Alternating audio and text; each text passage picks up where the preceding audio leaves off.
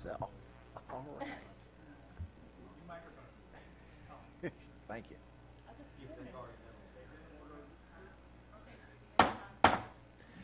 All right, we will go ahead and call this budget workshop of August 2nd to order. With that, I will hand it right over to staff because I hear they have a brief 9-slide presentation to bring us through tonight. We want to go ahead and let them get started. Thank you, Mr. Mayor, and good afternoon. Welcome to the third workshop. We're going to discuss proprietary funds tonight. There are bonus points because the manager knew that it was proprietary funds and not enterprise funds. This is our third workshop. We have one more planned. We have 3 documents for you. Document number 1 is our spreadsheet budget document for each of the funds that we're going to be discussing tonight. Document number 2 is a brief 47-slide presentation that we hate to put on you, but we're covering a lot of ground tonight. So hopefully we'll be able to move through some of the items very quickly and stop and spend some time on areas that you have questions. Third document is the 5-year CIP for the enterprise funds, or for proprietary funds or proprietary funds. So I know this is a long anticipated event. This is definitely the most highly discussed topic in Newberry for the last few days, the anticipation of this particular meeting, and all of our elected officials have been waiting with bated breath to have this meeting. Absolutely. Dallas and I are going to share the presentation as we typically do in our budget workshops, and it occurs to me that that building a budget is a lot like they say about sausage factory. It's really good on the outside, but you might not want to go in to see how this has been going. I think a couple of our elected officials have kind of stuck their head in the door today and to see just what a sausage factory we had going to get our 47 slides put in place. So we'll jump right in. I've got the clicker. I've got the clicker. City Commissioners. As always, we'll start with our budget timeline and process, just so you guys know where we are. As the manager said, this is our third budget workshop. We have trim notices being mailed out relatively soon. At your second meeting in August, you'll be voting on your final fire assessment rate. As a reminder, we did not propose an increase in fire assessment, and the commission set the preliminary rate at the same rate as we did last year. We currently have a final budget workshop scheduled for the 29th of August. However, I believe the city manager is out of town that night. So between now and the end of the workshop, if you can look at your calendars and find another date that would work. We need to have it sometime towards the end of August or very beginning of September so we can get any final adjustments before we start having our public hearings in September. And then, of course, in September we'll adopt the budget, and then in October the new budget starts.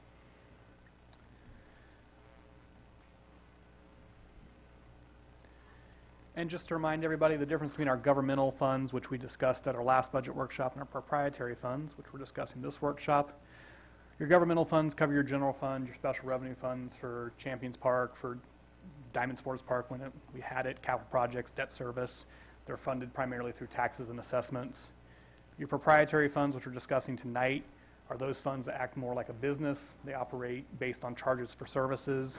We break those up into 2 different types of funds. We have your enterprise funds, which are your utilities. They are primarily funded from charges from services from external users, our customers. So that's your electric fund, your water wastewater fund, your mosquito control fund. And then we have our internal service funds, which derive their revenues from charges from services from internal departments within the city, and that covers your utility administration fund, your customer service fund, and then the VERF for your vehicle replacements.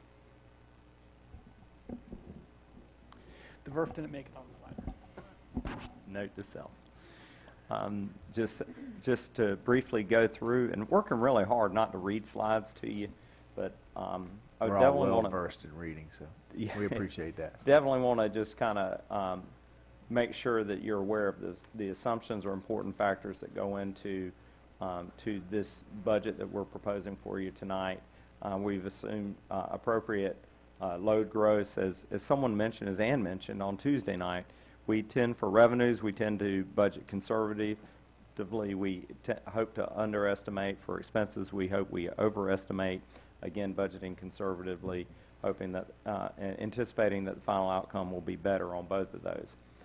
Very important factor to denote to our elected officials is that conservation rates and things like Mayor's Water Challenge really work, and they work well. We haven't seen a 9% decrease in water consumption in the past fiscal year, and you'll remember when we put conservation and rates in a place, which has nearly been 3 years ago today.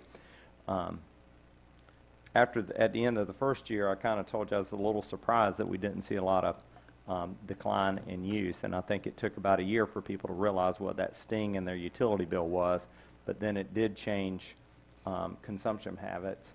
A 9% decrease in water consumption in a single year is pretty dramatic. I would say that that's also coupled. We had a very near record rainfall year last year. I think we had 71 inches of rain. Our normal is about 48.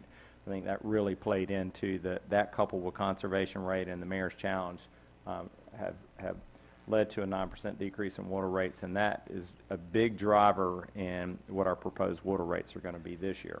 And before you move forward, Mike, I should have noticed the absence of Commissioner Farnsworth. He's on his way, but he will be here. And that 9% decrease in water consumption is a tremendous feather in our residents' cap that they're consuming that much water, but it is also coupled with the growth rate of our city. So it's we grew in our customer base, and we still reduced our consumption. Is that true? Our customer base grew by 6%, and we still, and even considering that, saw a 9% decrease in water consumption. So for residential consumption, not just to put that caveat on it, is residential consumption. So we'll spend more time on water rates, but I've just, before we get there, as kind of a preview, our cost, our expenses for the water department did not decrease by 9%. So we are proposing an increase in electric rates for the first time in at least 9 years. I don't think we increased them 9 years ago, but we made a change to our rate structure, and I think it's been longer than 9 years, but at least 9 years since we've affected our base rates. And over that period of time, we've seen a $15 per month decrease in our wholesale power cost, or our power cost adjustment. We've noted what the Public Service Commission CPI is for water and wastewater. We are proposing a 3% increase in water and a 1% increase in wastewater, and as always, we allocate a portion of our revenues to the general fund for administrative services to cover things like city clerk's office, the finance department, and all the general city manager, city attorney, all of those general fund functions that support our utility services. And our electric budget includes a 5% general fund transfer. Like every year, it's our franchise fee equivalent. Things for the commission to be considering are electric rates. We're proposing a modest rate increase in electric rates, water and wastewater rates. Again, rate increases that are on par with the CPI, but not exactly matching the CPI. And then we'll present our capital improvement programs, which we classify as either an expansion project or a renewal and replacement project. Starting with our electric utility. First thing is just giving the idea of what our growth rate has been in number of customers. You can see that we've been trending upward at a very modest pace. You know that our housing start rate is very high. The growth in electric customers is following suit. So we're currently at almost 1,900 electric customers, and with a growth rate that exceeds 3%. Energy use follows similar trends, although energy is, unlike customers, is weather dependent. So you can see years like 2013 and 2016 where we had decreasing energy consumption, and you say, how is that? And it's simply that is 100% weather related. We'd have mild winters or mild summers, and folks just weren't consuming energy. We've kind of gotten into a pattern of pretty consistent weather, and you see that our energy consumption is growing corresponding to our growth in customers. And then the final graph just it gives you a display of what our bulk power costs are. As you know, 75% of our electric utility expenses are bulk power cost. We've worked really, really hard to reduce those costs, and on a unit cost perspective, we've had great success seeing a reduction of more than $15 per 1,000 kWh over the last 10 years. Because of growth in energy load and customers, it looks flat from this perspective because these are total annual expenses. But on a per kWh month, there's been a significant downward curve for the last 10 years. Going into just bulk power costs, we kind of cover this every year. I think the Commission's pretty up to speed on it. You can click on through Dallas. That the total bulk power cost equals the bulk power that's embedded in our energy charge. So when you see the city's energy charge for residential, right now it's 0.100, and I can see I've got an error in this slide. The portion of that is embedded is 7650, 0.7650. It should be 0.07650. But that's about 75% of our energy charge is embedded bulk power cost, and our bulk power costs change every month. When we get a bill, we calculate what it would be, and you see that as the bulk power cost adjustment when we present that every month. That's normally in the 0.007. Former Mayor Conrad says anytime you got 2 zeros in front of it, we're doing good. For the last year and a half, we've consistently been in the 5 to 7 range. That's about as good as we think it's going to get, but we're also hoping it'll remain flat for the next 5 years. How our revenues are split, here's another just a big question that comes up because there's so many revenue types. When you see an electric bill, especially if it's a commercial bill, you'll see a customer charge on that, you'll see a demand charge, you see an energy charge, and the bulk power cost adjustment, and it confuses people. So we kind of built this slide to show how the funds are spent. Go ahead and click ahead, Dallas, and we'll see that 100% of the customer charge and the demand charge roll into operations. Of the energy charge, you can see that 24% of it rolls into operations, and 76% of it rolls into bulk power cost, and then 100% of bulk power cost adjustment rolls into bulk power cost. And of those expense types, we say often, 2 more clicks, 25% of our total expenses are related to our operations, and those are the things that we can control. That's staff, that's material that we buy, that's our fleet, and 75% of our costs are related to bulk power cost. Is the cost to generate electricity and get it to Newberry, Florida. We as a local community have very little control over those things, but we have worked as part of FMPA very hard over the last 10 years, and now feel like that FMPA offers bulk power cost rates that are competitive with the rest of Florida. We couldn't say the same back in 2008. Mike, is there, Mayor Conrad sent us all a letter having to do with solar happenings that was going on. Are any of those concerns for this year's budget? Are those all considerations that we need to begin discussing for upcoming years? I would say that things like solar are things that we'd be looking for out into the future. The solar, as it stands today, is probably as cheap as it's ever going to get. However, it's still more expensive than the energy component of our bulk power costs. So there's really no way for Newberry to get into a solar project without it costing us more. I think the gist of his intent was to tell us that because solar is so cheap, residents are going, and it's starting to have an impact on our customer base, and we still have the cost of the distribution and the maintenance, but those customers aren't. Is that also a future consideration that we just need to keep our eye on, or does that have immediate? That is a future consideration, and it's been an industry trend. If anybody's a Central Florida customer, you definitely know it's a trend that as more and more people used somehow home-based energy production systems. They rely on that first. They'll put solar on the rooftop. They rely on that energy, and then, oh, if it's a cloudy week or we have guests over and my air conditioning system's working very hard, I want to use the electric system, the grid, for just 2 hours a week. Well, the utility has to make all this infrastructure in place and ready to serve, but they're not being compensated because the 2 hours worth of energy just doesn't pay for the utility's readiness to serve. So there's been a big trend in the industry to start putting more of our fixed cost into the customer charge and less into the energy component of it, and let the energy be purely how much it costs to manufacture, and we'll pass that straight through, or produce energy. There's a downside to that. When that customer charge gets high and you're a small user, say you're a single person living in a home and your monthly consumption is 300 or 400 kilowatt hours, and we have a very high customer charge, if you take your total bill and divide it by your kilowatt hours, you're paying at a much higher rate than someone else.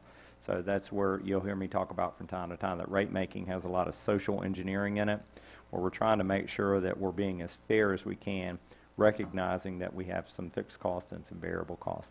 But staff's proposed rate increase kind of splits the baby. Bill Conrad suggested that any increases that we make this year, we'd put them all in the customer charge.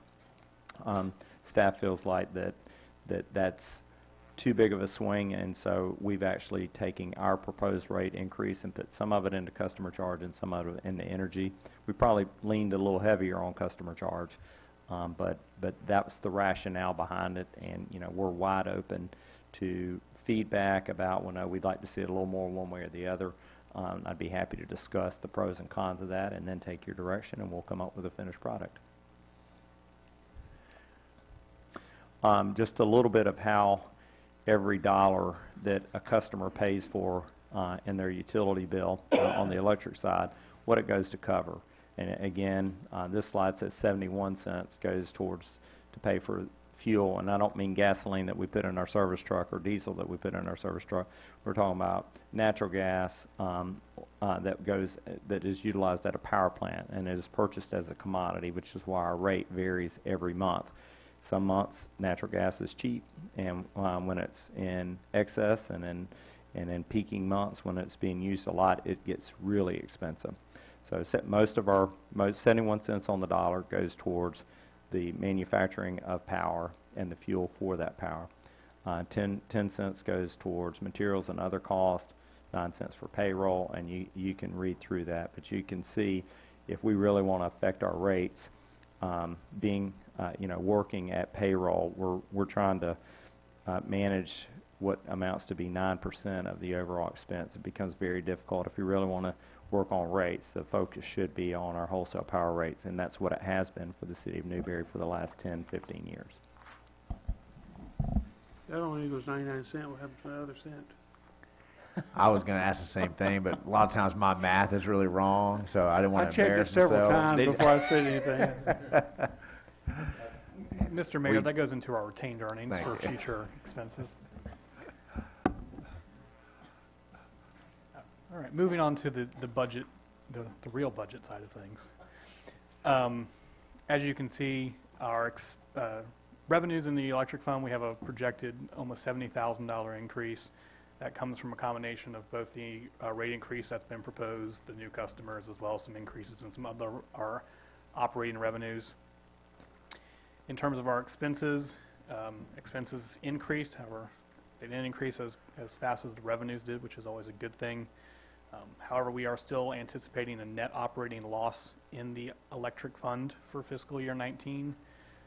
In fiscal year 18, we budgeted a $41,000 loss. As the commission may remember, in fiscal year 17, we also had a loss in the electric fund. We've been recouping some of the losses through our non-operating income, which is your interest, delinquent fees, those sorts of things that aren't directly related to the services that we're providing. So on a cash basis, we'll be in the same position, but we are proposing a small loss this year. However, $34,000 and a $4.5 million budget is kind of in the, the acceptable noise there. Moving on to your capital improvements, we're proposing $600,000 worth of capital projects next year. The largest two is $300,000, continuing on for the AMI project, banking with the money that we had in this year, $200,000 to replace a digger derrick truck in the electric fund, and then continuing our annual renewal and replacement programs that we have in the electric department. Commissioner Farnsworth. The AMI year 2 of 2, what does that money call or cover in this year, for coming year? And this year, it hasn't covered anything. We Okay. budgeted it. What we'll do is we'll roll it forward into next year. For when we start the AMI project, we already have those funds allocated. It'll be a carry forward. So what will that be a starting, what will happen there? We estimate that the AMI project is a $1.2 million project, and the funding is being allocated, was originally planned to be allocated over 2 years, but the electric department picking up $600,000 of that, and water and wastewater picking up $300,000 of each.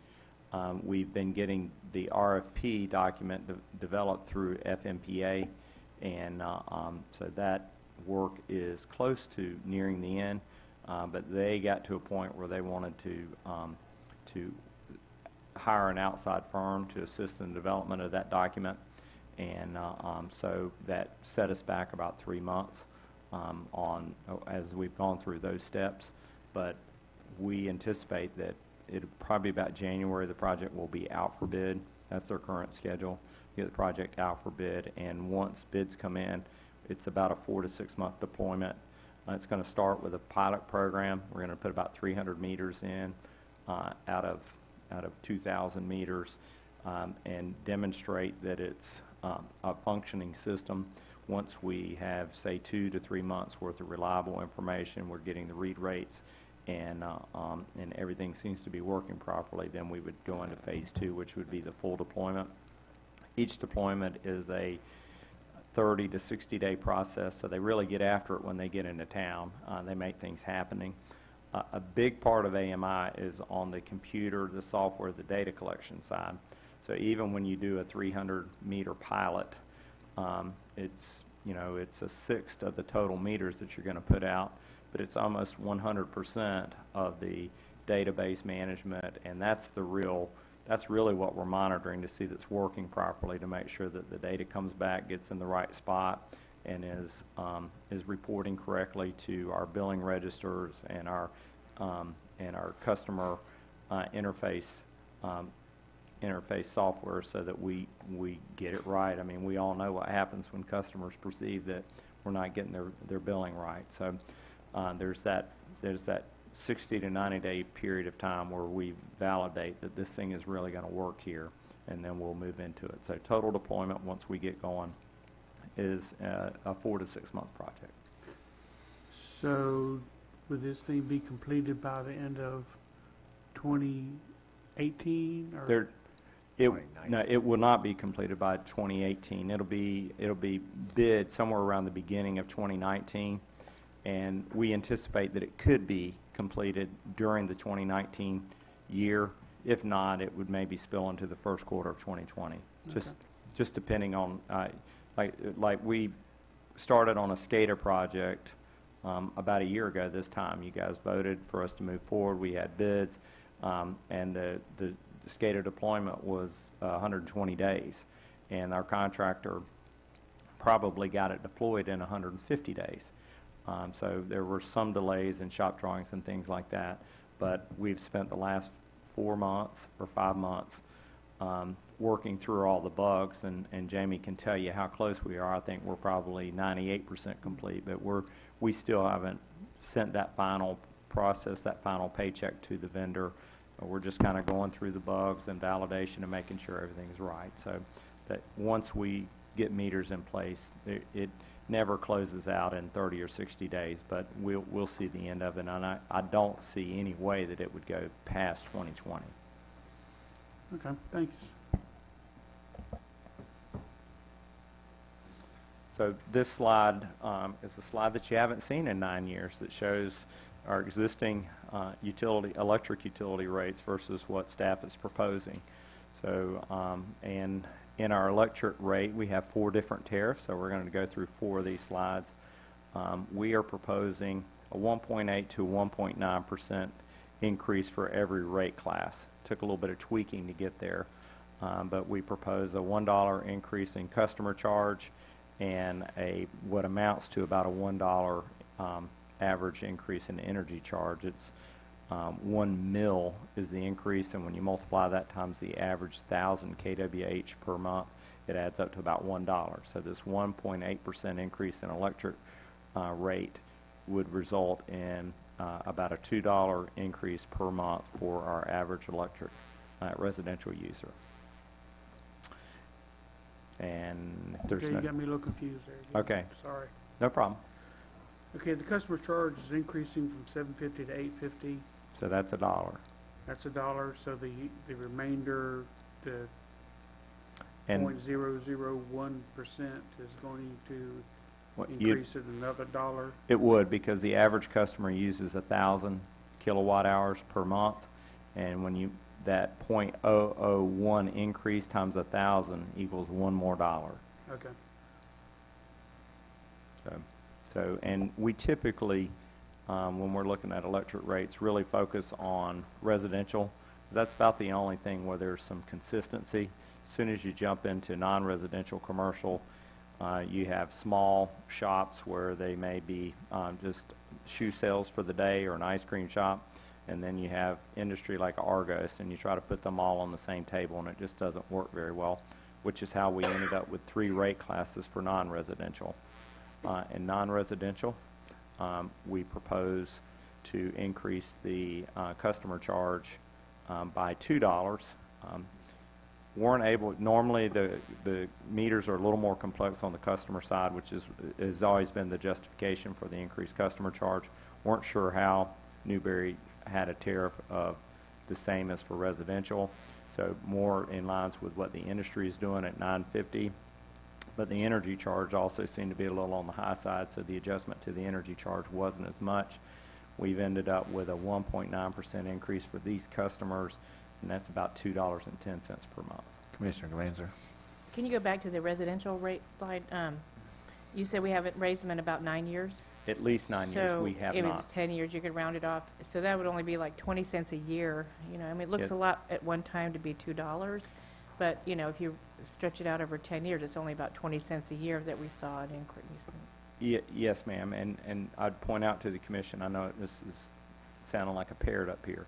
Over that same 10-year period, we've reduced our wholesale power cost by $15 per month for every one of our customers. So the average customer in Newberry is seeing things a lot better now, and this is a modest increase. But this bulk power costs go to our power cost generators. This one is staying in Newberry so that we have more revenue available to have a better fleet, pay our staff, have better materials, and make sure we have a more reliable and robust electric system.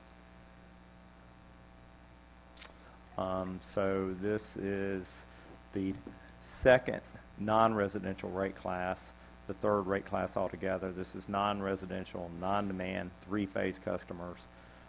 We propose also to raise their customer charge by $2 to $10.50 per month, and their energy charge follows what we did with the single-phase non-residential customers. So they see the same net increase of 1.9%, or about $2.10 a month, based on 1,000 kWh consumption. And Commissioner Martin. go ahead. Before we get out too far, I know the residential customers were right at 1,900. Yes, sir. What are we talking about on how many other meters we got on these other folks? So 1,900 on the residential. Oh, Do you have the counts? I do. I have it loaded up in we have a rate model that has all this information. Let me just pull it up real quick. Okay. I bet that won't get me there.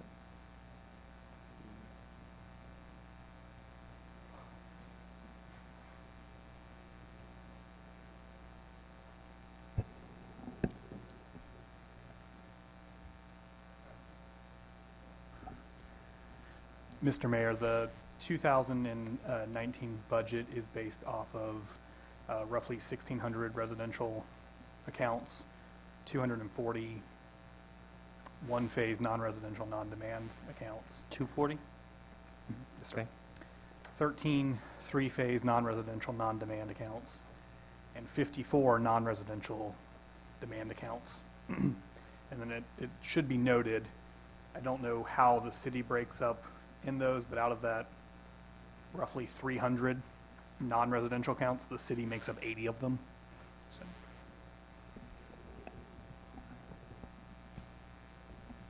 Thank you, Dallas, for saving the day when I couldn't open my computer. And yeah, the city does have 80 accounts. That's water treatment plants, wastewater plants. It's every lift station has a metered account, all our recreational facilities, things of that nature. In this last rate class that we're looking at here, the non-residential, non-demand three-phase, these are our big power consumers. These guys right here, there were 40, how many were there? 47 of them? Oh, I have it right in front of me. There were 54 of them. They account for almost 45% of all the energy that we use. These are the schools, our water, wastewater treatment plant, Hitchcock's, those guys. And you can see that their, advance one more slide. You can also see that their energy rate is much lower. They're in the high 60s for an energy rate. Their customer charge, we propose to increase it $10 a month, which is significant when compared to residential. But for these guys, the industry and average is still in the 40s, so we're not bumping the industry average on customer charge. Their meters are very complex and very expensive. We tried to follow suit with a similar 1.8 to 1.9% increase. We bumped their energy charge by a mil, by 12 mils, which is still pretty low, and the demand charge stayed the same. We're kind of on the high end of demand charge. So the average customer, and for this, instead of 1,000 kilowatt hours, we estimated 10,000 kilowatt hours. They'd see an $18 per month increase.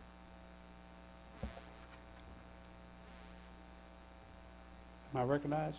Commissioner Farnsworth? Thank you. We got the telepathic thing going. Oh, is that what it is? Okay.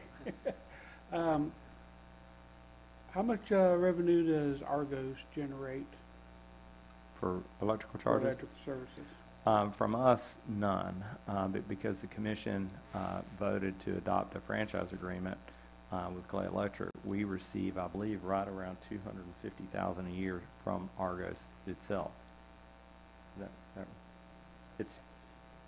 Argos has a cap, and I can't recall the cap off the top of my head, but the total 200 revenue sounds right to me. from Clay Electric memory. is somewhere in the $270,000 a year range, and there is a cap on Argos. There's a feeling that they're already the primary taxpayer in town, and that the city agreed to capping the amount of franchise fees that they would pay in any given year. Right. What about don't they use natural gas too? Do we get any revenue off that? We would not get any, the way our natural gas franchise agreements are written, they're not a franchisee because they're not selling natural gas. They're a big enough load that they actually have a direct pipeline that goes all the way to Bell, Florida. It's about a 16-mile pipeline, and they own it from one to the other. So they don't meet the qualifications for a franchise agreement. So we get no revenues from their natural gas. If they were to increase their load and begin to utilize more than likely they would pick it up retail through either one of our two franchisees, Florida Public Utilities or Gainesville Regional Utilities, and that additional load would be subject to a franchise fees. So is it a common practice for a organization to bypass And the city and not have to pay? in this type of Franchise fee on that? circumstance where they were a pre-existing self-serving load, it absolutely is. I don't think there's any way that we could have compelled them legally, that we could have compelled them, because the definition of franchise has to do with retail sales, and they're not retailing selling. If they were going to sell to any customer along their pipeline for whatever benefit, and they said, we've got the pipeline and we're pulling the gas in, so we're going to sell it to a couple customers along the way, all of that would be subject to a franchise agreement. But their own load is staff's understanding that is not subject to franchise fees. Great question. So just a final graph in the electric system. This was a graph we showed back in February of the presentation about what's going on in the world of wholesale rates over the last 10 years. It has been adjusted to show our rate increase. So this shows what our power costs were in 2009, what our power costs were in 2017. I should have updated the graph to say 18. We show the dark blue line as being the municipal average. The middle blue line is Newberry's cost, and then the line, and those are both trending down. So over the last 9 years, you can see that municipal energy costs have trended down to the tune of $18 and $16 over that 10-year period, 9-year period. The private energy providers like Florida Power and Light and like Duke Energy have had a different trend. They've been trending upwards. So now the average Duke customer is paying about $127 a month. The average municipal customer is paying about $114 a month, and the Newberry customer is paying about $117 a month. Another question. Yes, sir. And these are residential rates too. I was kind of curious why you used 2009 and you didn't use, I was kind of interested to see what the time period was from when you became city manager to now. Well, we're in that graph. I would say that those of you that lived in Newberry from 2006 to 2009 were aware of an exponential increase in energy costs through FMPA. They made some bad investments and some bad hedging calls, and that caused Newberry's and everybody in FMPA's rates to skyrocket to almost triple the industry average. And it was a terrible time to be in Newberry if you were an electric customer or an elected official. The worst of that was around 2009. And so we put this graph up in February. It wasn't part of a budget presentation. I just grabbed it again because it was useful information to show that at the peak of dissatisfaction, FMPA, including Newberry, focused everything on reducing this.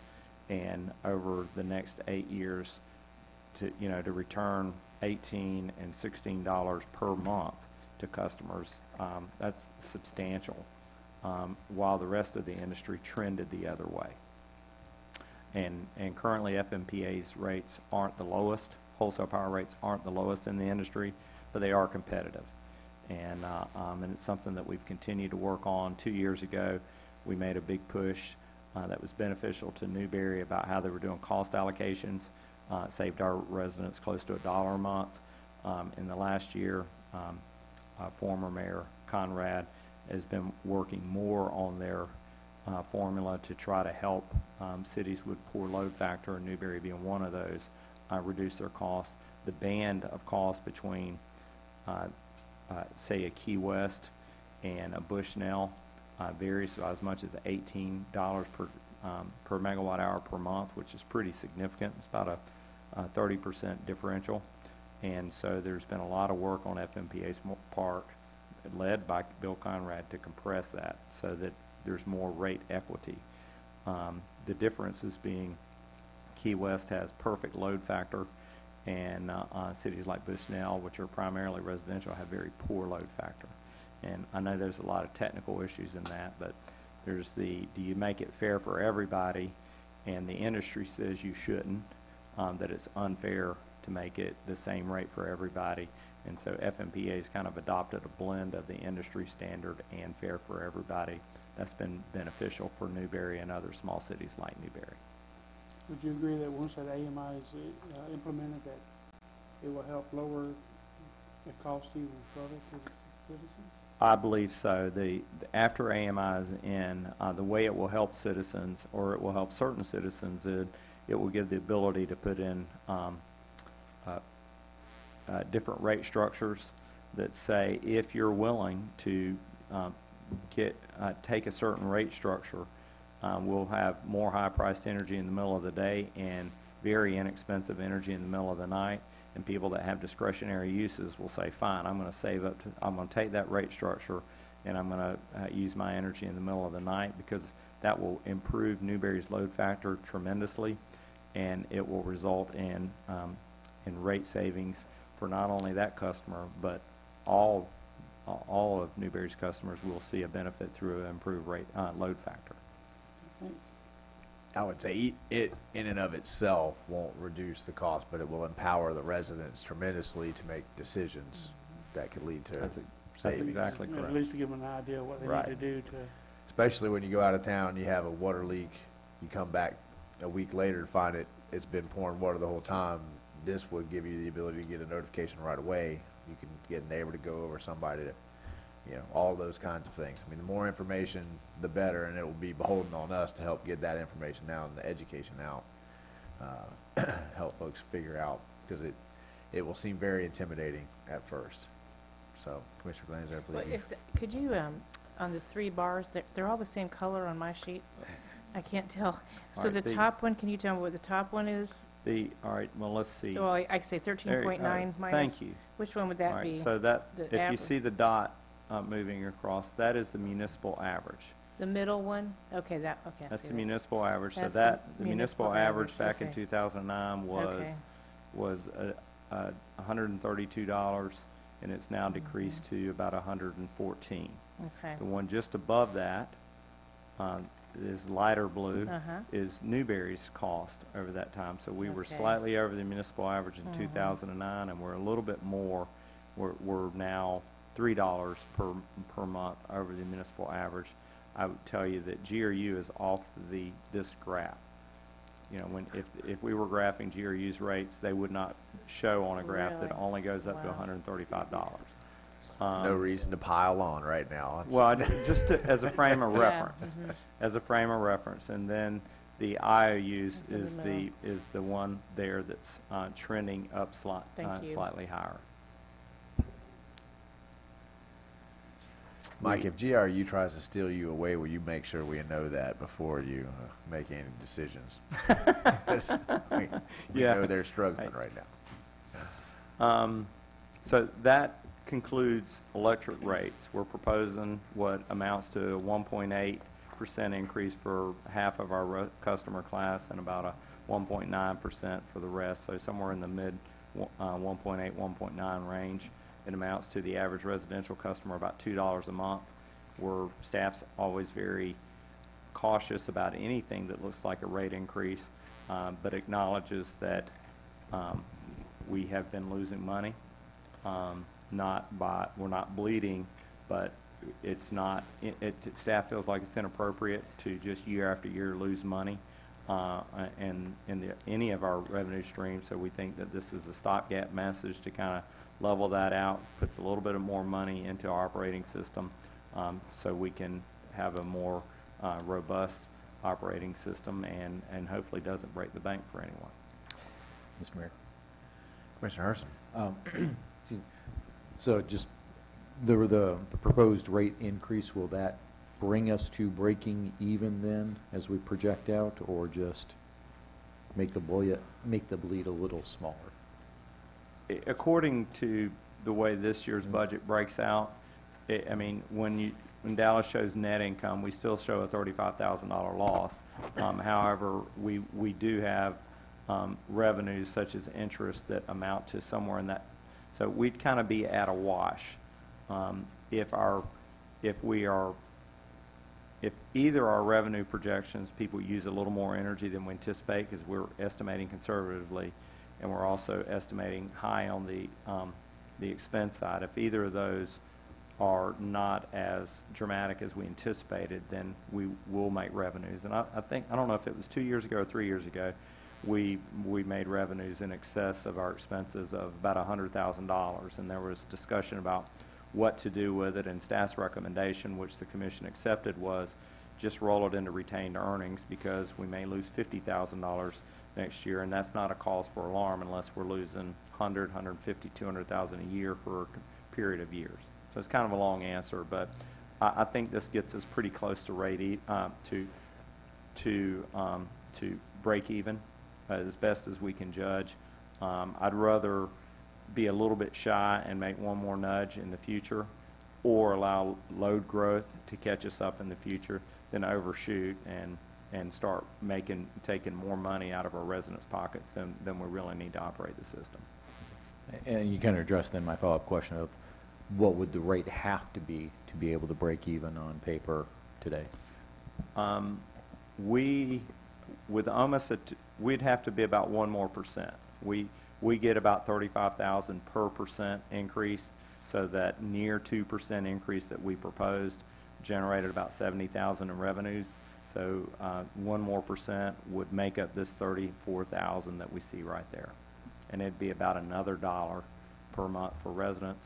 I think under this scenario, I feel comfortable that we're not going to bleed out. We're not really going to bleed. We're going to make some interest revenues. We hope that we've underestimated our consumption and we've overestimated our expenses, and then we'll be at a break even when we get to the end of this fiscal year. Commissioner Martin? Okay, go ahead. Water utility. Before we move into water utility, anybody in the public have any questions or comments about the conversation we've had so far? Hearing none, move on with water. And I promise that electric is the bulk of the slides. Water, wastewater is a little more straightforward. So same information in terms of our customer growth. You can see that it's healthy. We see new water customers in Newberry Oaks that we don't see on the electric side. So our customer growth rate in the electric side, in the water side, a little faster paced. Water consumption, we saw an upward trend, but we saw, as we mentioned before, a 9% reduction in water consumption, coupled on top of a 6% increase in customers. So we're doing some really good things in Newberry with regards to conservation, but as I also indicated, we did not see a 9% reduction in expenses. This is a graph that shows the water use per residential account over the last 7 years. I can't do math. But you can see in 2012, the average residential customer was using 7,400 gallons per month, which is just a little bit higher than the industry average, and that we were down to 6,800 gallons per month, which is the industry average. I think that we'll continue to see that go down, hopefully not at a rate of 9% per year, at least from a revenue perspective, hopefully not at a rate of 9% per year. But we haven't, in my opinion, we have not bottomed out yet. I expect this number is probably going to get in the 6,500 gallons per residents per year range over the next 5 years, potentially lower.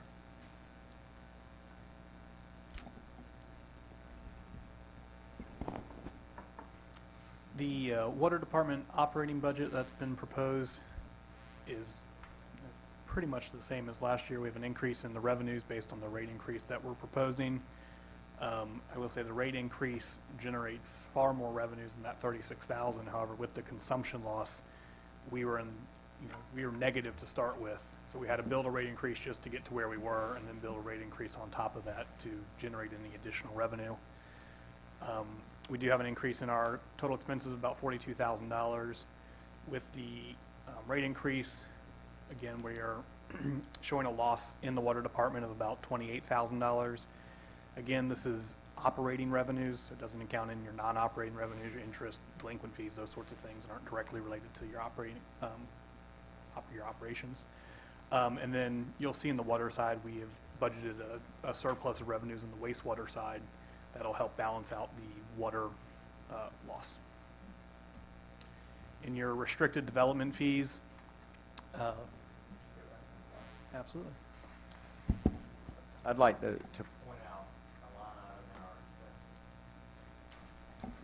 point out a line item on the expense side there, the depreciation funding. The fact that the city has a depreciation fund at all is something that is very uncommon for any utility, but especially a utility our size. I've not met another city that did that. This predated me, so this was a board direction, previous administration, previous utility direction, and it is what allows us to do the types of infrastructure programs that we've been working on, SCADA replacement, AMI, some of the big treatment plant projects that Jamie's undertaken this year. And we continue to make sure that is funded appropriately so that we have reserves in case we encounter major expenses or projects that need to be undertaken. I think that's a wonderful point to highlight. We've been talking about depreciation funds a lot lately across the board with other issues. And often we're called into question whether or not the city funds depreciation, and we absolutely do. And it was a decision that's been in place for quite a long time because it's just good business practice. These are the things we want to be able to be at the cutting edge. We want to be able to be up to date in our infrastructure and provide good service, and you do that by planning ahead, which is what we've implemented with the vehicle replacement. I mean, it was across the board. We have addressed it in slightly different ways, but trying to plan for future needs that you know without a doubt are coming. So when the conversation is about depreciation accounts and whether that's an appropriate thing to do, I think you can look at our history and say absolutely yes, and I would applaud the board for still doing it.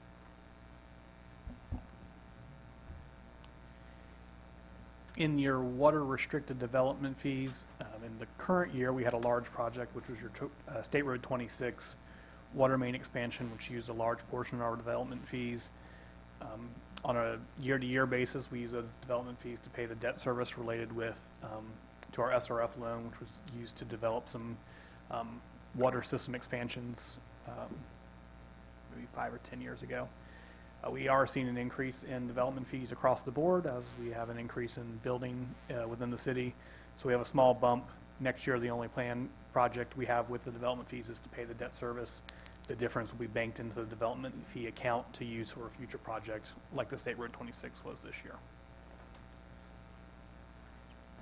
Your water capital investments, with the exception of the AMI, we have a lot of reoccurring projects that we do every year to maintain the water system and keep it up to snuff.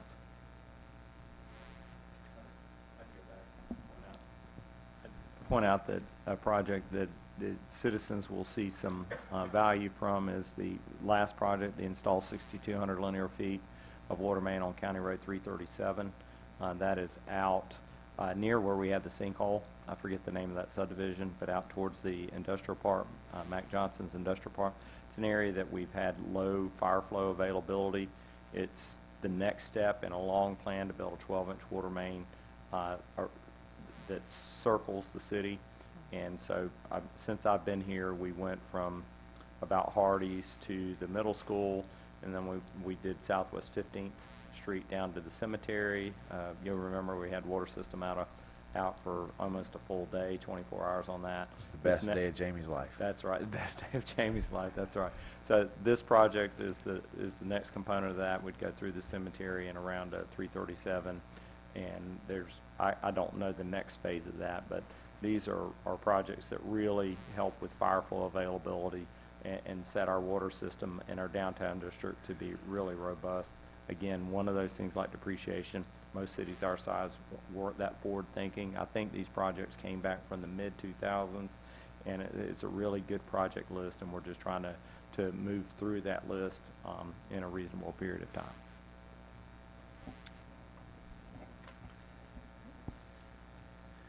When developing the rates for water this year, as I mentioned earlier, as the managers mentioned, we were started in a hole with the reduction in our residential consumption.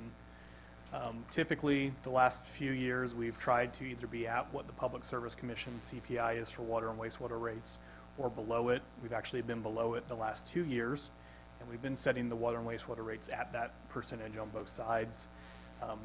This year, we are doing a different amount of rate increase in water than we are in wastewater to get the water side to be more self-sufficient and not rely on the wastewater's funding as much. So we are proposing to increase in the residential water rates the customer charge from $8 a customer to $9 a customer, and then the tiers are each increasing 3%. The impact on an average residential customer who uses 6,000 gallons per month is about $1.49. And with those rate increases, we are still the second lowest water rate water system in the area. in, in the peer, where's the second lowest in the peer group? Because that's different somehow. In non-residential, we followed the same formula. We increased our customer charge from $12 to $13.50, and then we increased our consumption tier by 3%. That has an impact on the average non-residential customer, excluding ourselves, of $3.30 per month. And we are the lowest in our peer group with that increase. So that 288 per 1,000 gallons? In irrigation, it's the same story, 3% increase on the consumption and $1 increase on the customer charge. The average impact, again, excluding ourselves, only because we are the largest irrigation consumer in the city, is about $2.89 per month. Here's our peer comparison. As you can see, in residential, we're the second lowest. Alachua beats us out by 50 cents, 40 cents. We're the lowest in non-residential, and we're not the lowest in irrigation, but I think that goes back to the Commission's encouragement of conservation rates and discretionary water usage to a minimum.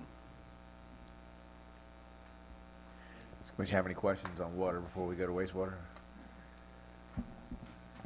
Commissioner Martin? Do we have a roll-up slide coming, average customer, that'll show electric plus water plus wastewater equals? We definitely meant to. We definitely wanted to do that, but we don't. But we will add it up and we will get it to you at the end. Does the public have any questions about water before we move on to wastewater? $3.30, $1.49.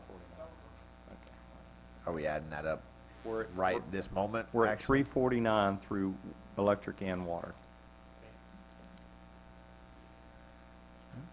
All right. Wastewater utility. Wastewater utility. Similar slide just shows a trend in customer count that is just miraculously follows the trend in water accounts. We're still studying what the correlation. And we didn't see a reduction in wastewater consumption corresponding to our conservation rates. So we saw a healthy increase. And I've got a blank slide. Okay. Mayor, was that enough to offset the 9% loss? The increase you got here, you said? We're not losing money on the wastewater side, so it was enough to not having a loss. Our rates are sufficient on the wastewater side so that we didn't foresee a loss. In your wastewater operating budget, due to the increase in customer count and due to the increase in consumption and the minor rate increase, we are seeing a healthy $93,000 increase in revenues next year. Our expenses are not keeping pace with that, which is always good. Clearly my math is wrong because it's more than $15,000 difference. But we are showing us an increase. We're not budgeting a loss in wastewater this year. We're budgeting a surplus in the wastewater department, using that surplus to offset the deficit in the water department with those non-operating revenues to fill in any gaps. Development fees, we budgeted $279 for fiscal year 18. Last I checked, we were over $300,000 collected in development fees this year. I can't imagine it'll be any less next year. However, we budget conservatively. We do have $168,000 worth of debt service payments we make on an annual basis with those development fees. And we do have a capital project in the budget using development fees, but we will still be banking over $100,000 for a future project.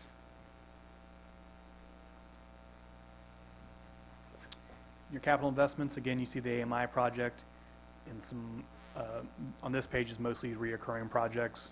The $10,000 I mentioned earlier for the wastewater gravity line extension that's coming out of your development fees.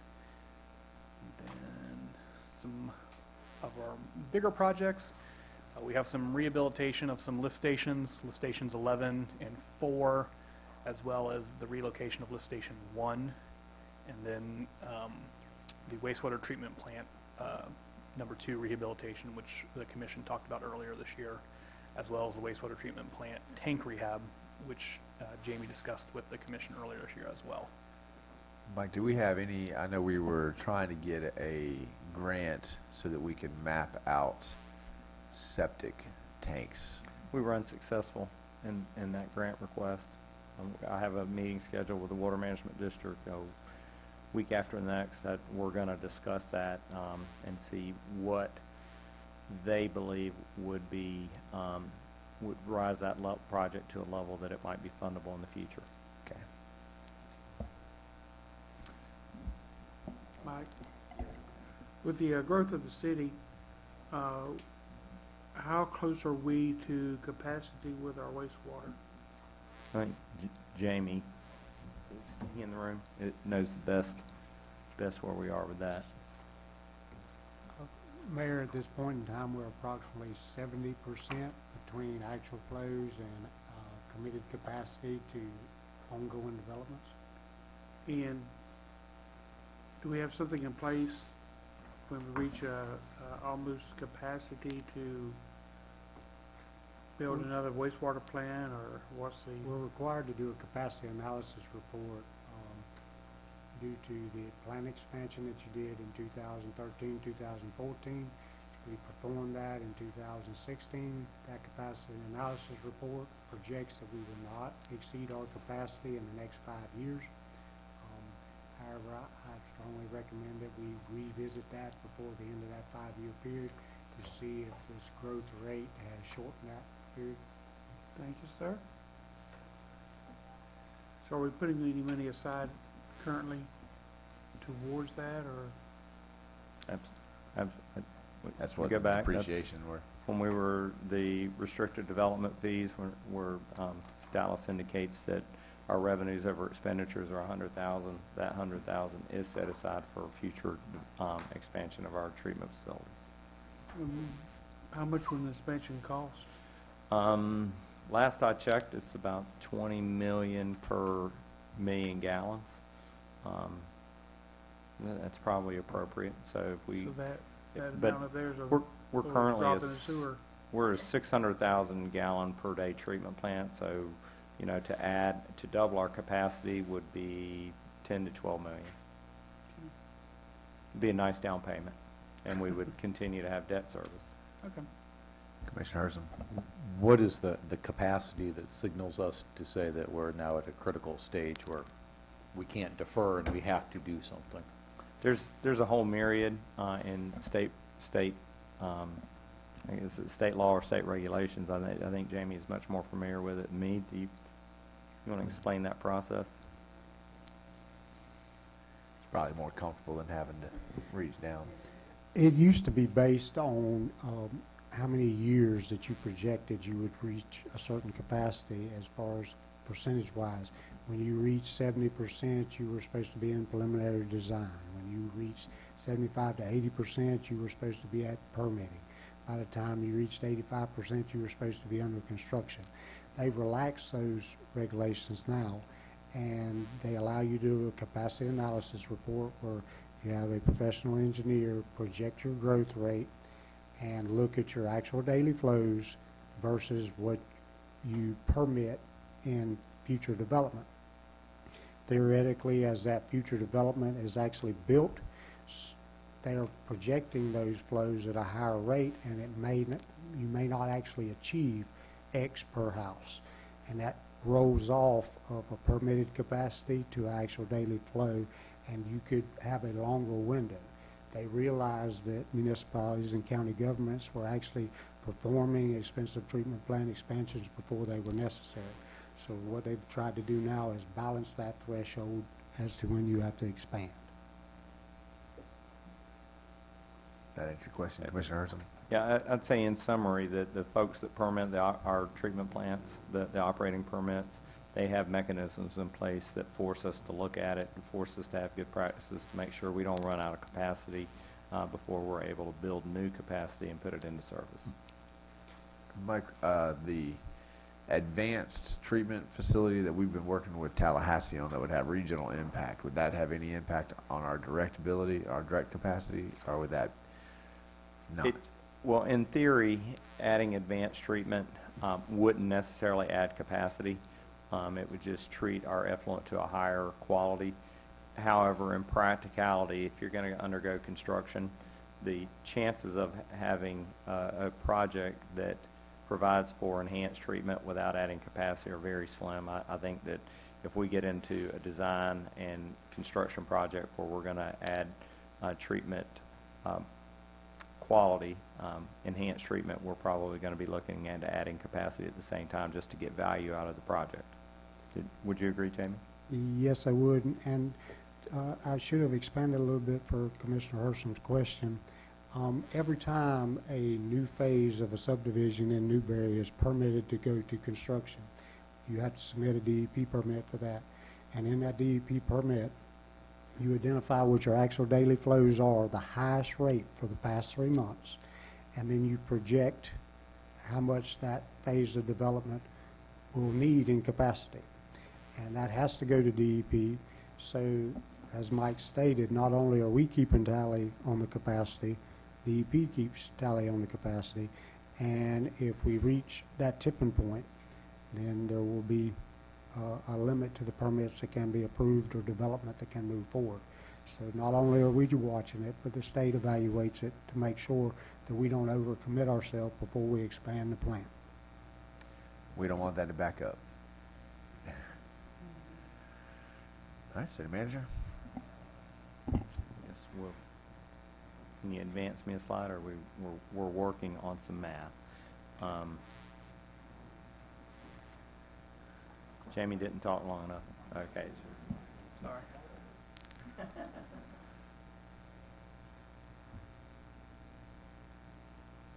Holding. All right. As I mentioned earlier, on the residential wastewater increases, we did not have nearly as high of an increase in the water. So we kept the customer charge the same at $8 a customer, and we raised the tiered charge by 1%. So that's an average impact on a residential customer of 33 cents a month, and we are the second lowest in our peer group. And then we followed the same model in our non-residential, of no increase in the customer charge and a 1% increase in the tiered. It says 1.5, it's 1. And then that average increase to a non-residential, excluding ourselves, is 63 cents per month, and we are again the second lowest in our peer group. Here's our peer group. As I mentioned, we're the second lowest in our area. High Springs, I couldn't get them to tell me what they're proposing for a rate increase, so it could be possible that they're raising the rates above ours and we'd be the lowest. And then we're in the market with non-residential with the exception of Gainesville, who's way low. Any questions on solid waste or wastewater? Does the public have any questions on wastewater? Hearing none, moving on. So for those of you following along at home, that finishes our enterprise funds. We're now moving into our internal service funds. Thought they were proprietary funds. Well, don't get me confused now. we're all We got them all. proprietary Okay, all right. I'm very impressed. There's going to be a quiz at the end. Oh, I lied to you, mosquito control. Mosquito control, there's not a lot going on. We don't propose a rate increase. This year we dipped into reserves to buy a new sprayer, I believe. Next year we're not doing that, and we're making a grand total of $71 in the mosquito control fund. The internal service fund for customer service, that pays for all of our customer service expenses, meter reading, the ladies here who answer the phones and take the money. We have a larger increase in our revenues there and charges to the department. We did dip into our reserves this year and ate some fund balance down, and we have some increases there. Utility administration has a larger increase across both revenue and expenditures, primarily related to an additional full-time equivalent staff position in the Utility Administration Department. The VERF, or the VROOM, as Commissioner Martin has asked. The REV. We have an increase in our lease payments this year as we are purchasing additional vehicles and charging departments their leases for those vehicles. We're also looking currently at taking out a capital lease for the purchase of the fire engine so that we don't expend all the VERF's money. The thought process with that is we would take out a shorter term capital lease and a longer term lease back to the general fund, kind of shorten the amount of interest we'd have to pay on it, but still amortize those costs to the general fund over the full life of the engine. And then we have a couple other vehicles that we're purchasing out of the VROOM Rev fund. And the manager's going to talk, and then there's going to be a magic slide. Any vehicle, yeah, I'll talk about the most important vehicle that will be replaced in this year's VERF, and I will send an email. My wife showed me that one of her Facebook friends actually posted about a commentary about, I used to be envious, I've always been envious of those folks that have take-home vehicles. She said, but today I pulled up behind a car, it was someone that works for the county, and I wonder what this person must have done to get so low on the totem pole. And she said, oh my gosh, it must be a 1995 Mercury. And when there's a snapshot of it from the rear, it is exactly the vehicle that I drive, minus the black bumper. It's nicer than the one I drive. So when my wife saw that, she said, see. And I said, well, honey, we're budgeting for a new one. If it can make it through the budget process, then you won't have to be embarrassed by these Facebook posts any longer. How are you doing over there? Am I eating up time? I need to talk more. Dallas is working on the final table that we discussed, but during the crazy mad rush to get this presentation put together, I think I forgot to put it in there, so he's kind of saving the day for me. It's $2, $1.49, 33 cents, and that totals $4.82. So to Commissioner Martin's question about what the total utility impact is for the average residential customer, the proposed rate increases that we've discussed tonight total $4.82 per month, just like we anticipated.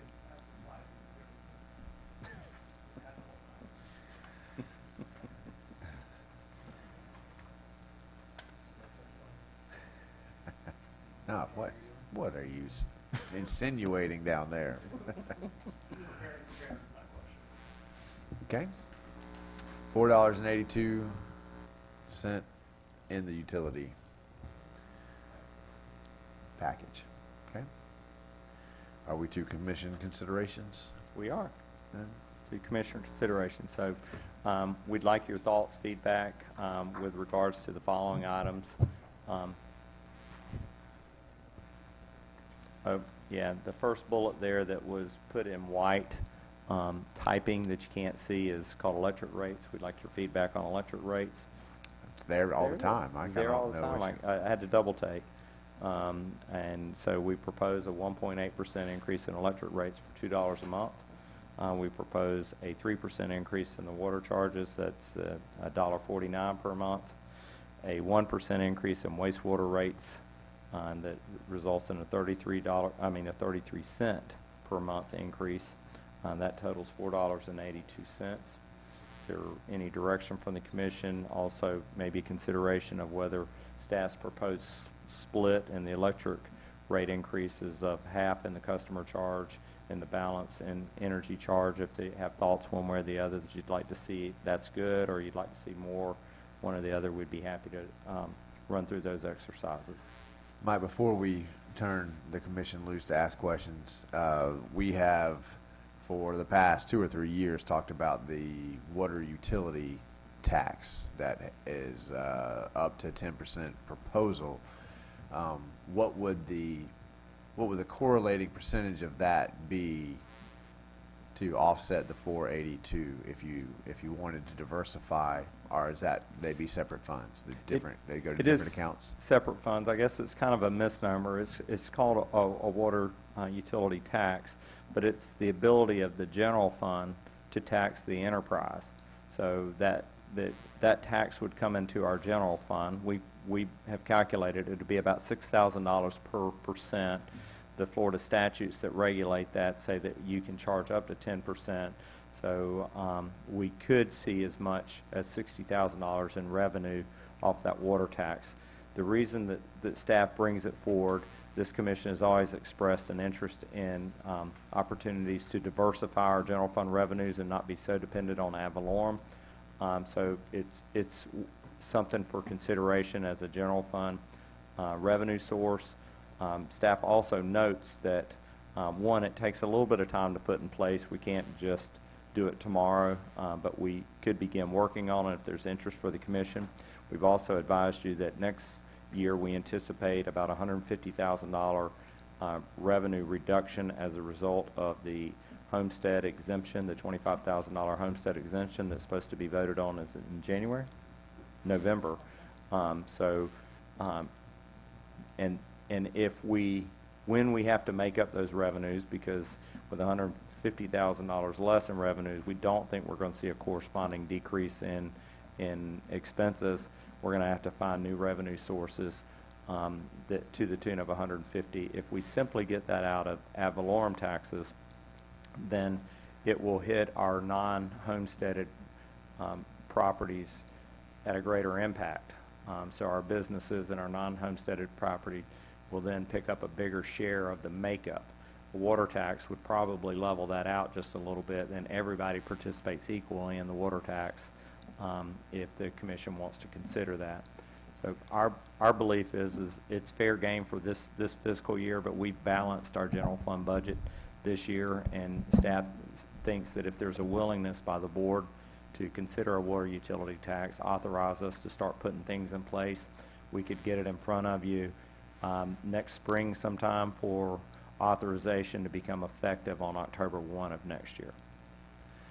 Okay, well, if it doesn't directly impact that, we could have that conversation now, or we could let that sit and mull in the back of your minds while we talk about the 482 that's in front of us.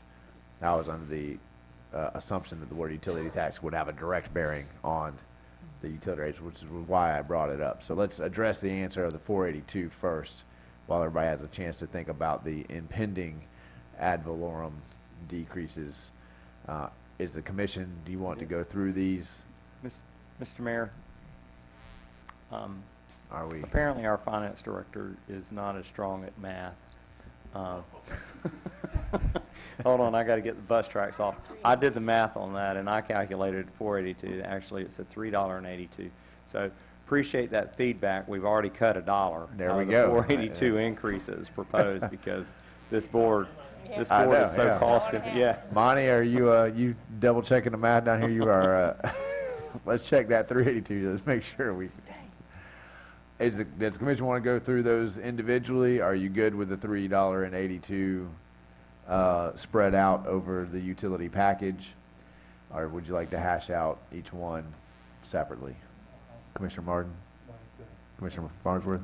I'm okay with the proposal the way it is. Okay. I see head nods. I can tell you I'm not in favor of the 10%. Well, water tax is, but that's to be discussed later. Head nods on the 382. Everybody I think comfortable with We've done a that? good job over the years. Commissioner Martin first, and then Commissioner Herson. Mike Dallas is, and maybe even Jamie, the 382 speaks to me really a lot like general taxes in the fact that they're, I think, generally accepted by the public when there's a built-in value for doing so.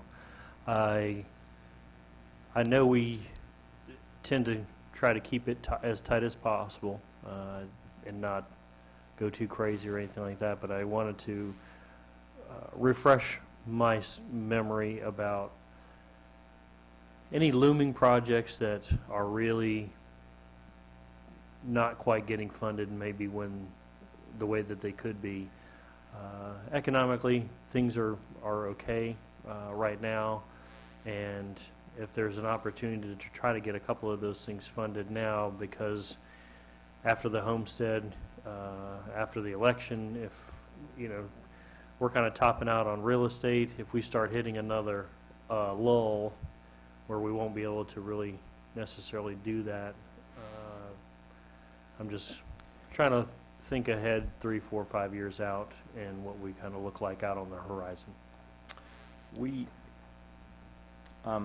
I'd say the most important factor for us to getting more accomplished right now, we're manpower limited. So the commission's consideration of this project manager position, it should really help us move some things forward. I mean, we certainly don't mind beginning trying to build our revenue surpluses for future projects, and on the wastewater side, we have some more expensive projects coming, but we have done a pretty good job of booking depreciation and development expenses. So yeah, we're not thinking we can't pull this off. But like I said, when we sit down and talk about our to-do list and things like that, it's like, well, we seem to have money, we have a really good list, we know that a lot of things we need to do. We just simply lack the staff to administer as many projects as we want to undertake, and this addition of a project manager and staying fully staffed. We've been in a transition period where it seems like we're always down a key position, and we are currently fully staffed, and we're getting folks up to speed. The prison crew started this week, the one that was highly anticipated and authorized on October the 1st. Well, after 10 months of battling with the state of Florida, we have that second prison crew working for us, and so we think we're going to get a lot of mileage out of that as well. Work that was anticipated and work that was, kind of backlogging a bit. And I know that doesn't directly answer your question, but, we've been really focused on just trying to get our head above water and address the task at hand. No, I get the flavor of your response, and that's good to hear. I think that gives all of us a little bit more confidence that we, laid the groundwork that we have, that we're kind of staying on the same trajectory and not getting huge swings, and I think it sounds like we're doing a good job of smoothing out the peaks and the valleys for that matter. But you mentioned the prison crew. What have we been doing with that money that's not been spent on that? Well, other folks. We spent a large portion of it on the stormwater evaluation in Countryway that the commission authorized earlier this year. We split it between the unspent prison crew funds and the contingency fund. We've also been using it to advance CIP, moving CIP projects that are further in the, in the CIP forward, as well as covering some other unanticipated costs, mostly legal fees for certain issues we've had. The only thing I would add to that answer, a project that's looming out there that we haven't had the time to focus on in the past year in our conversations, would be the expansion of City Hall campus, which at some point I think we're going to have to address. That we've got some employees on different parts across the road, and those kinds of things. So I'm not sure when that timeline is, but it's probably within that 5-year window of when we need to begin to make those plans. That would be another sort of big ticket, certainly on the lines of the fire department, if not a larger expansion project. So, Mr. Mayor, just and for the City Commission's edification, that kind of kicks off with the facilities plan, which is funded in this year's general fund capital project. That we'd have some expertise, a consultant come in, do an analysis of where we are and what we're going to need for the next 20 years, so that we can then begin to figure out, well, how are we going to accomplish it, and what's it looking like from a budget perspective. Commissioner Martin. If I caught all the numbers,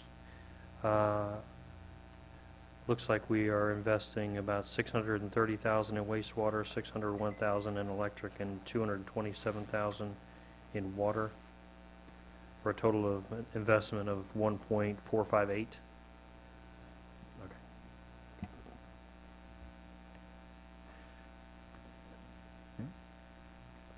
So I saw a universal head nod on the 382. Any other considerations for electric, water, or wastewater, or the capital improvement? I would echo Commissioner Martin's implied compliment that we are spending the bulk of our funds on infrastructure improvements to provide better service and plan for the future.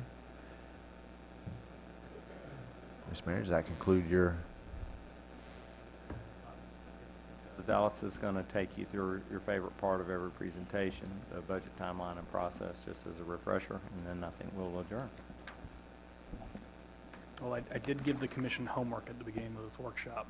So we do need to reschedule the 29th, which is the final budget wrap-up before we go into the hearings. Are you out that week of the 29th or just on the 29th? We are going to be in Nassau County presenting the Ag Tech to the Florida Forestry Association for that one day. So would August 30th be, everybody look at August 30th and tell me if you're available for August 30th. I'm actually currently available all week. And this is the final budget workshop, but it's not the final vote on the budget. So we voted on our budget twice. This will be the last chance we have to really hash out and focus on particular details, parts of it. So if we're down one, that's not a catastrophe, but I'm good on everybody good on the 30th? I'm good on 30th? Let's plug it in August 30th, 6 p.m. 6 p.m.? here. Does that work for you, Monty? I know it's, I mean, we could always do 6:30. I know you're coming the farthest away, so It should be a shorter workshop than the other ones have. 49 slides instead of 50. Exactly. Okay. You know, I Commissioner think Landon. Main Street is going to be making a presentation at that, but that won't take that long either. So can you Okay. come At on the when? 30th? The 30th? What? Sorry. Main Street's doing a presentation for who? For us. We asked them at the last budget workshop, we talked about perhaps considering a line item budget Oh. for Main Street, and then the commission asked for a presentation by Main Street. They were going to do it tonight, but we thought this meeting would go too long. So I talked to the manager and the mayor, and they said we could do it at the last budget meeting, which now is the 30th.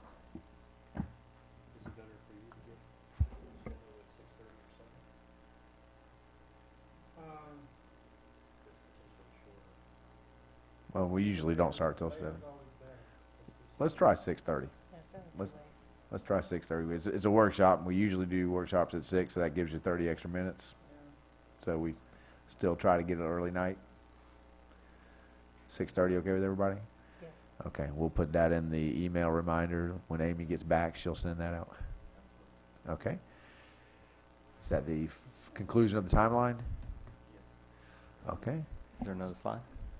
That's it. That Does the concludes it. commission have any questions for staff? Okay, that moves us. Madam Clerk, do you have any comments? Mr. Mayor, do you have any? I do have one other question.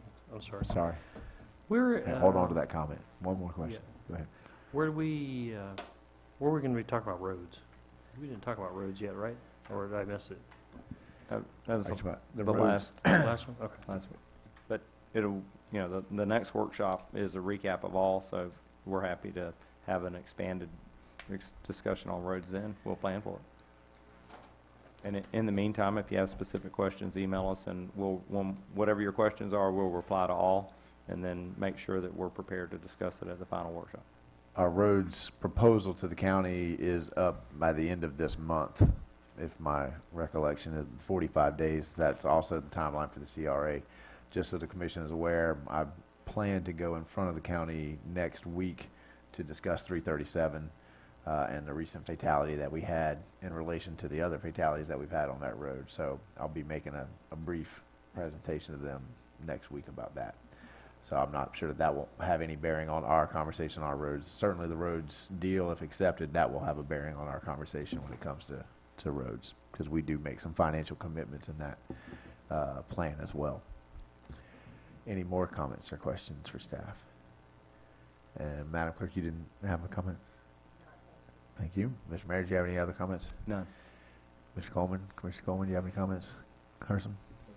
Commissioner Farnsworth? Commissioner Martin? Commissioner Glanzer? No.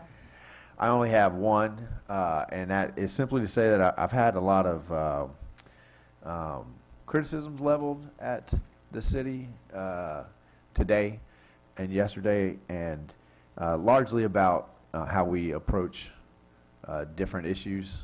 And I simply would like to, particularly when it comes to contract management and contract oversight, I would just remind the public and the staff that, about 6 years ago, Champions Park was built, and I thought we had, our Nations Park was built, and I thought we had a pretty good contract on Nations Park, but the commission at the time and the management at the time didn't necessarily have the will to enforce that contract.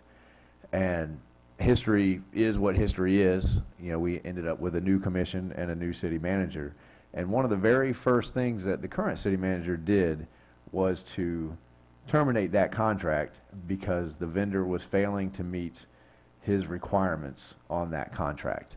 And I think that's very important history for us to remember right now in this current climate. Our city manager is specifically tasked with contract management. And I think that if he does not manage those contracts and hold vendors accountable for fulfilling their obligations, what they agreed to in the contract, then this board would quite fairly terminate him for failing to do that.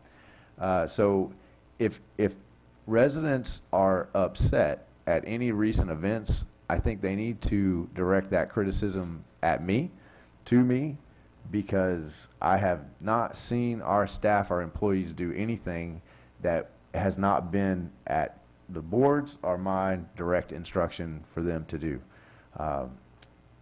We task them with managing those contracts. We hold them accountable to manage those contracts, and it's their responsibility to let us know when vendors fail to meet those obligations. So I will never be upset at the manager or our employees for doing their job, and I will always accept the criticism or responsibility for telling them that they need to do their job. So I welcome any conversations about any issues that we have going on in Newberry, and we have a lot of positive issues, a lot of positive projects. And if anybody wants to talk about those, I'm more than happy to talk about that as well. I'll talk about anything, but you please bring that to me. Criticize me, bring it to me. It's ultimately, it's this board and it's my responsibility. We direct staff. So if they do something, it's because we have told them that's what needs to happen. And that would conclude my comment. Does the public have any comments? Hearing none. We are adjourned.